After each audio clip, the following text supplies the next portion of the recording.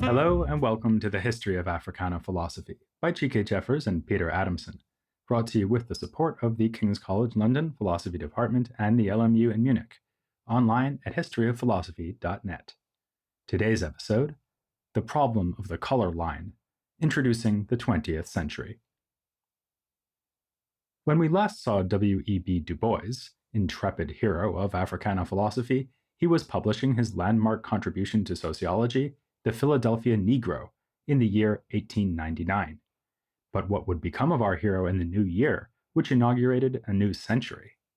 In the middle of June of 1900, he sailed the ocean blue, returning to Europe, with his first destination being Paris. He went there to attend the Exposition Universelle, a World's Fair.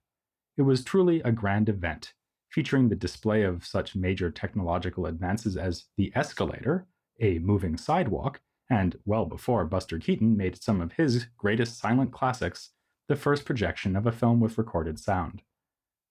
Du Bois had been invited to help curate an exhibition of American Negroes for the American Pavilion.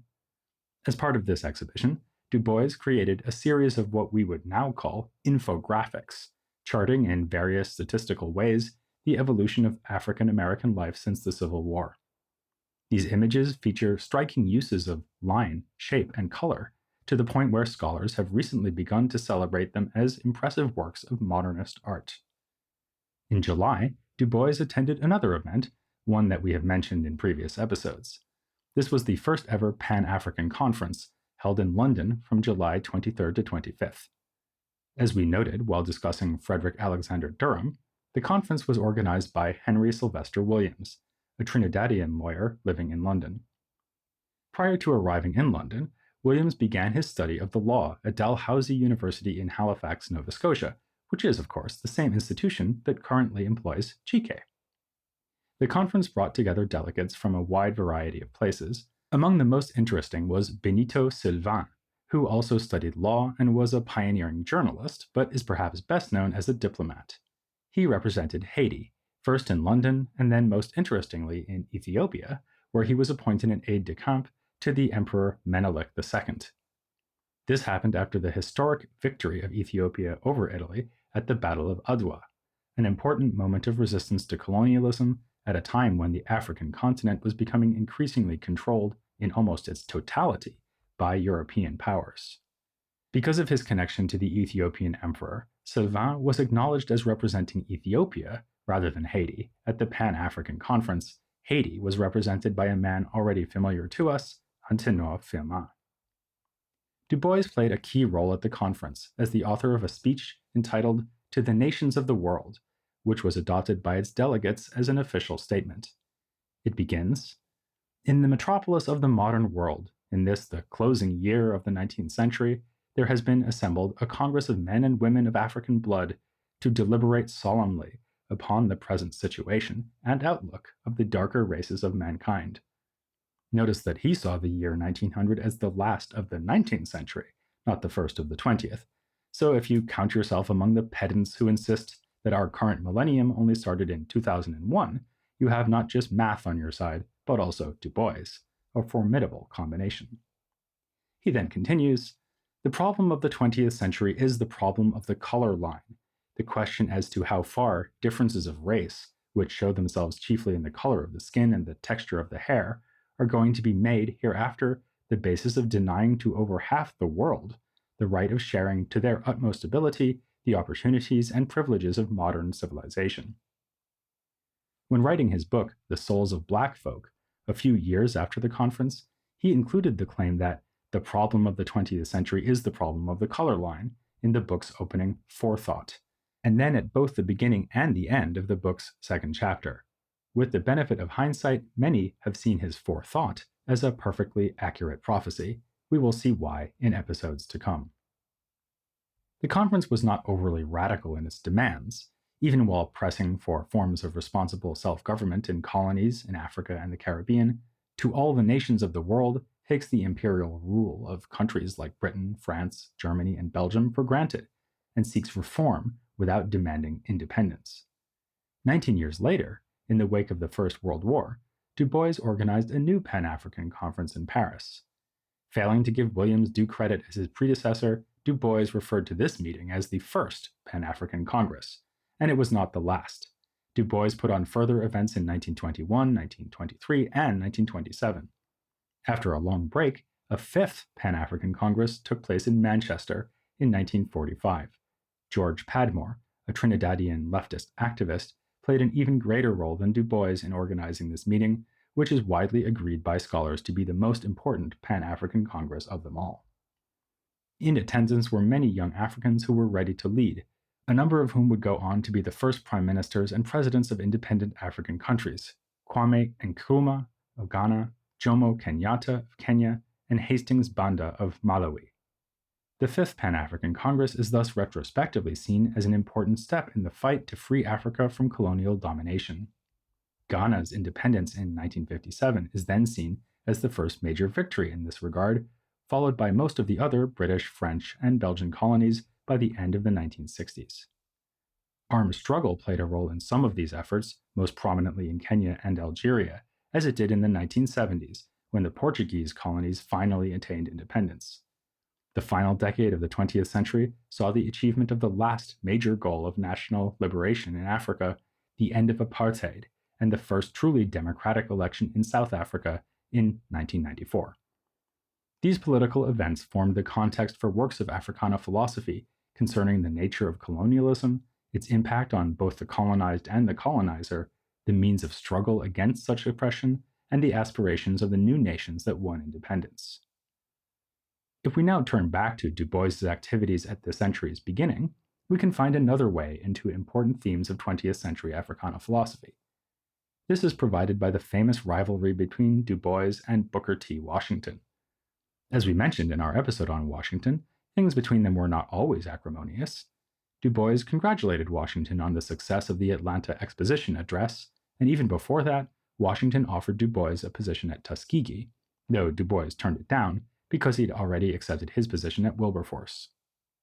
In the year 1900, by which time Du Bois was at Atlanta University, he was again offered employment at Tuskegee, but declined again, this time because he thought it better to pursue a position as superintendent of schools for black children in Washington, D.C. Booker T. Washington at first agreed to support his candidacy for that position, but confusingly, then told him not to use the letter of recommendation he had written.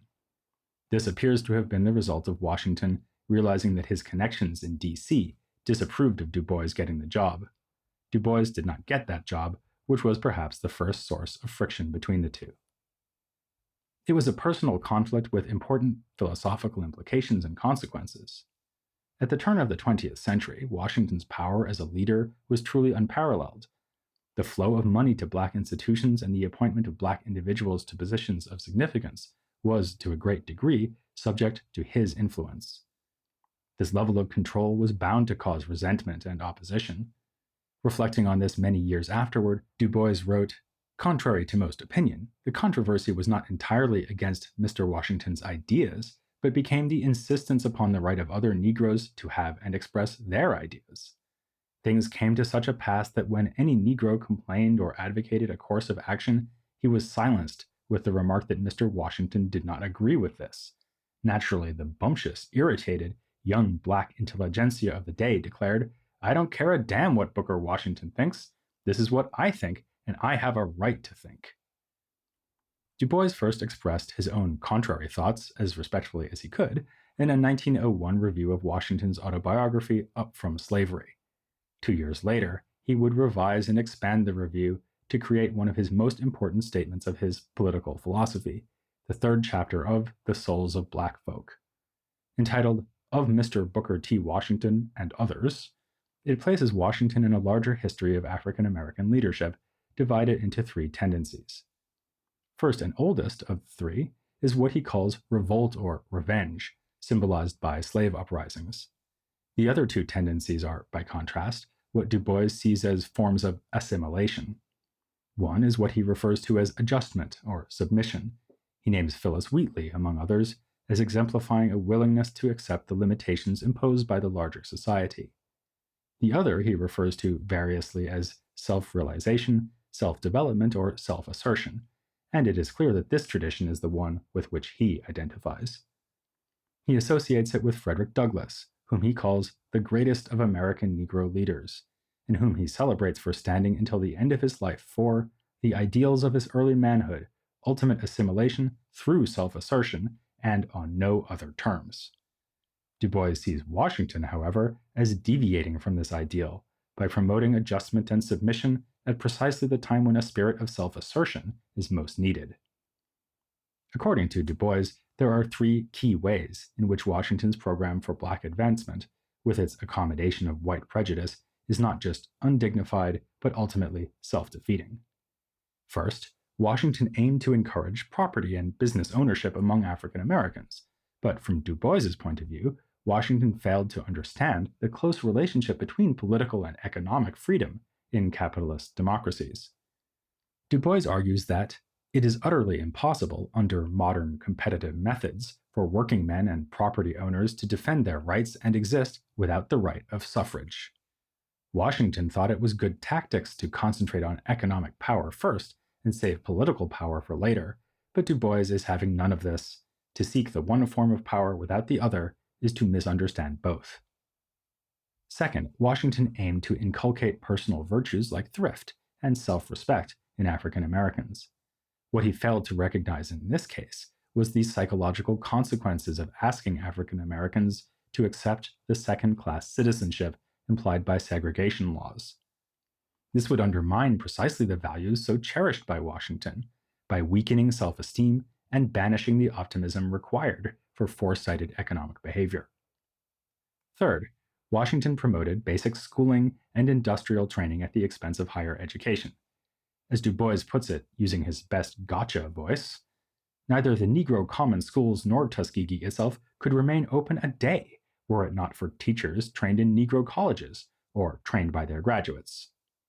In other words, good teaching in the institutions promoted by Washington requires higher education, so his devaluing of such education was, as with the previous points, ultimately self-undermining. Against Washington's contradictions, Du Bois advocates dogged pursuit of the right to vote, the end of legal segregation, and the education of youth according to ability. Now, Du Bois certainly did not think that higher education is for everyone. He famously elaborated the concept of the talented tenth, implicitly in The Souls of Black Folk, and explicitly in an essay entitled The Talented Tenth, which was published in the same year, that is, 1903, a year that we can all agree fell in the 20th century. The idea is that we can only expect about a tenth of the population to have the aptitude required for higher studies and leadership. Those who fall into this talented group must be recognized and supported. This essay, The Talented Tenth, appeared in an edited volume entitled The Negro Problem, directly following an essay by Washington entitled Industrial Education for the Negro. Defending his position, Washington writes, "I would not by any means have it understood that I would limit or circumscribe the mental development of the Negro student. By the side of industrial training should always go mental and moral training, but the pushing of mere abstract knowledge into the head means little. We want more than the mere performance of mental gymnastics. Our knowledge must be harnessed to the things of real life. I would encourage the Negro to secure all the mental strength, all the mental culture, whether gleaned from science, mathematics, history, language, or literature, that his circumstances will allow, but I believe most earnestly that for years to come, the education of the people of my race should be so directed that the greatest proportion of the mental strength of the masses will be brought to bear upon the everyday practical things of life, upon something that is needed to be done, and something which they will be permitted to do in the community in which they reside." The heat of this controversy turned up in July of 1903 with an incident that became known as the Boston Riot. William Monroe Trotter, editor of the black newspaper The Boston Guardian, stood out as another of Washington's most outspoken critics. When Washington came to speak in Boston that month, Trotter and others aligned with him intentionally disrupted the meeting. With a crowd full of Bookerites and anti-Bookerites, things got wilder than expected. The results included some slapstick worthy of Buster Keaton. T. Thomas Fortune, at the time a supporter of Washington, broke out into a sneezing fit because someone had sprinkled cayenne pepper on the rostrum where he was speaking. But the physical violence that soon followed was no laughing matter. Trotter, who stood on a pew and heckled Washington amidst the melee, was jailed, and Washington planned to sue him. Du Bois was not present at the Boston riot and did not condone Trotter's actions, but the lines were drawn and leading black activists needed to pick a side. Du Bois duly found himself an ally of Trotter. Du Bois's leadership of the opposition to the Tuskegee machine, as he and others referred to Washington and his influence, was a literary and philosophical fact, starting with the publication of The Souls of Black Folk, but it became an institutional fact as well in the summer of 1905. This is when he organized the first meeting of what would become known as the Niagara Movement, named after the location of the first meeting at Fort Erie, Ontario, on the Niagara River. It was a landmark organization, a new eruption of militancy in pursuit of full and equal rights for African Americans. Yet it was also short-lived. After a few years, a rift between Du Bois and Trotter played a major factor in its faltering. The last annual meeting of the Niagara Movement took place in 1908.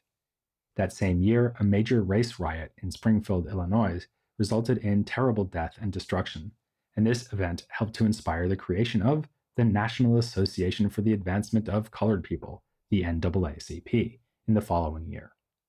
The organization brought together leading black and white activists, including Du Bois. The Niagara Movement has thus come to be viewed, in retrospect, as the precursor to the NAACP, which would over the coming decades be at the forefront of the fight for civil rights. Du Bois left his position at Atlanta University to serve on the new organization's executive and as the editor of its official journal, The Crisis. Meanwhile, in 1915, Washington died, bringing the rivalry to a close. Over the course of decades to come, there would be other intense controversies over the correct response to America's structures of white supremacy, with some of these debates again involving Du Bois. In 1916, Marcus Garvey moved from Jamaica to the United States, leading to the massive expansion of his organization, the Universal Negro Improvement Association. By the 1920s, he was the world's most successful black organizer. As it happens, before he moved to the US, Garvey was influenced in his path toward leadership by reading Washington's Up from Slavery. There are many differences between Washington and Garvey, but like Washington before him, Garvey became a major rival of Du Bois. Again, the two clashed over what was required for black progress. Was the main thing to oppose segregation or to build the black community up from within? By the early 1930s, though, Du Bois himself began to doubt whether racial integration was worth the energy he was putting into it. In a series of editorials in The Crisis, he argued that it was more important for African Americans to strive for economic cooperation than to focus on the long-term goal of ending segregation. This change of mind caused predictable conflict with the rest of the NAACP leadership and led to his resignation from his positions in the organization. He returned to Atlanta University, although he did come back to the NAACP after being forced to retire from his professorship in 1944. He worked for the organization for 4 more years, with his achievements in that time including An Appeal to the World, a pioneering UN petition put together and partially written by Du Bois.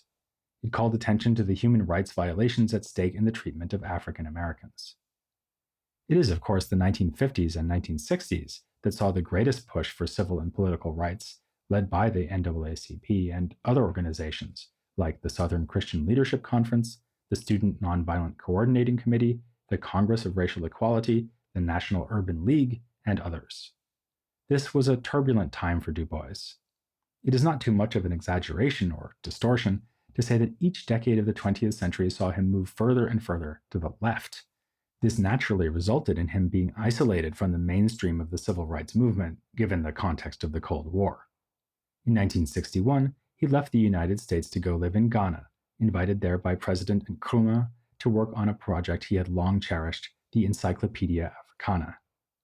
He died in Ghana on August 27, 1963, the day before the most iconic protest of the movement, namely the March on Washington, which featured Martin Luther King Jr.'s famous I Have a Dream speech. In another address on that day, Roy Wilkins, then head of the NAACP, announced Du Bois's death to the humongous crowd gathered on the National Mall. He neatly tied together the opening 2/3 of this century of Africana thought by saying, Regardless of the fact that in his later years Dr. Du Bois chose another path, it is incontrovertible that at the dawn of the 20th century, his was the voice that was calling to you to gather here today in this cause. If you want to read something that applies to 1963, go back and get a volume of The Souls of Black Folk by Du Bois, published in 1903. The next few years would see the passage of the Civil Rights Act and the Voting Rights Act, major achievements by the civil rights movement. Yet it would be misleading to tell the story of the 1950s and 1960s without looking beyond the fight against legalized exclusion. Some, like Washington, Garvey, and even the Du Bois of the 1930s, saw a focus on integration as a dubious proposition. Elijah Muhammad's Nation of Islam certainly sticks out here, along with its greatest spokesman, Malcolm X. We will have more to say about the group's beliefs later. For now, we'll note simply that there was friction between the Nation and traditional civil rights organizations, because the Nation focused on helping Black people to help themselves, rather than seeking to reform America. As the 1960s went on, and the civil rights movement transformed into the Black Power movement, the tension between these two goals of autonomous self-help on the one hand and the transformation of the country in an anti-racist direction on the other hand bubbled to the surface. Just as we ended our first story about colonialism and its defeat with the first truly democratic election in South Africa in 1994, so it makes sense to end this second story with the Million Man March in 1995, organized by the current leader of the Nation of Islam, Louis Farrakhan. It took place on the National Mall, just as the March on Washington did before it. But rather than being a protest seeking to change American laws, this gathering emphasized the ability of African American men to come together in order to bring change to their communities. There were, of course, varying opinions on the ideas of male responsibility promoted by the Million Man March. For example, the philosopher and activist Angela Davis joined with others to criticize it in a statement that read in part, "Justice cannot be served by countering a distorted racist view of Black manhood with a narrowly sexist vision of men standing a degree above women." This controversy reminds us to rewind to 1900 one last time. We have mentioned Du Bois's participation in the 1900 Pan-African Conference, but it is just as important to remember that Anna Julia Cooper was also there in London at this path-breaking event. Also instructive is the story of Ida B. Wells's role in the founding of the NAACP. Along with Mary Church Terrell, she was one of 2 Black women to be a founding member. There has long been controversy over her exclusion from the Committee of 40, an interim governing body selected at the organization's first conference. She was particularly disappointed in Du Bois's failure to keep her on the list.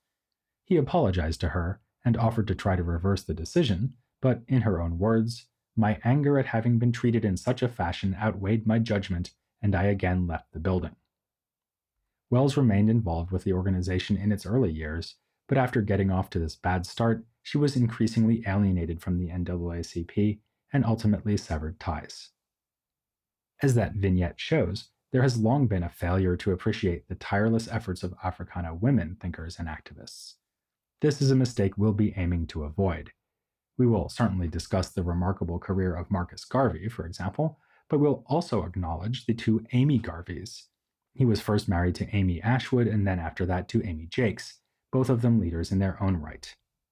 One of the other ways women thinkers led the way in the 20th century is through creative writing, as many of the most important novelists, poets, and playwrights of the Black world in this period were women.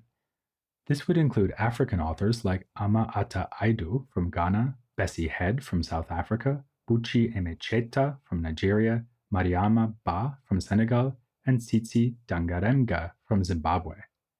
In the Caribbean, the same island of Jamaica that produced the 2 Amy Garveys gave us the storyteller and poet Louise Bennett, popularly known as Miss Lou, and Una Marson, a poet, playwright, and journalist with whom we can draw an interesting parallel with Benito Sylvain.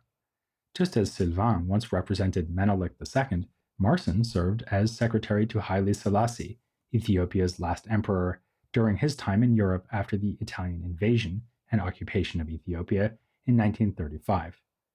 Finally, there were African American writers like Nella Larson, Zora Neale Hurston, Lorraine Hansberry, Maya Angelou, Toni Morrison, Alice Walker, and Octavia Butler, and we're confident that by keeping that list to just 7 names, we've prompted some listeners to think of others that are obviously missing. In the episodes to come, then, we will explore the various themes covered in this episode, from Pan Africanism to the question of integration versus separation to the issue of gender. We will meet many different thinkers from Africa and its diaspora, investigating how they shaped the trajectory of Africana thought over the course of this momentous century. As we embark on this ambitious new series, we won't be in entirely unfamiliar territory. Our subject next time will be yet another organization in which Du Bois played a leading role, the American Negro Academy. The ANA has come up already in episodes on its founder, Alexander Crummell, and on Du Bois, a founding member. But by devoting an entire episode to this pioneering group, we will have a chance to cover other leading African American intellectuals of the early 20th century, like Kelly Miller and William H. Ferris. So join us as we turn the wheel of time back to the start of the last century, whenever exactly that was, here on The History of Africana Philosophy.